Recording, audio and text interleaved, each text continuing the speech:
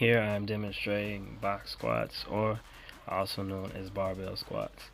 This here is just your normal squat fashion, but I like to make sure I use the box. So like here I'm using the stepper to make sure I'm going parallel. Now parallel is where you see I go down and my knees align with my hips or my glutes or my butt. So I'm just basically making a straight line from your knees to your hips when you sit down onto the stepper of the box. That is one of the best ways to build up your legs, especially when it comes to building up mass and size.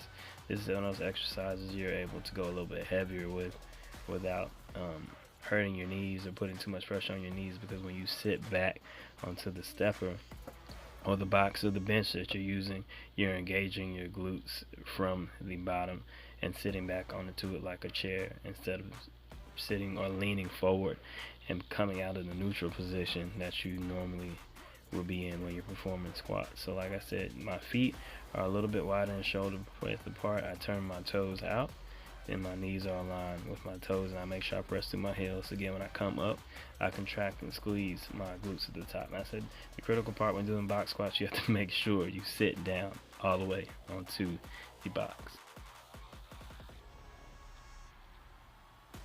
Now here, I also wanted to show the incorrect way for doing squats, which I see a lot of people doing, and I also see a lot of my clients do initially when they start to train with me. And this is more called a quarter squat, where they're going down, but as you can see, my glutes are not parallel or aligned with my knees when I'm going down. I'm basically going down halfway, and this is really not beneficial for your legs or your glutes. You will not build up the legs and glutes to the potential you could if you keep doing quarter squats. So try not to do that.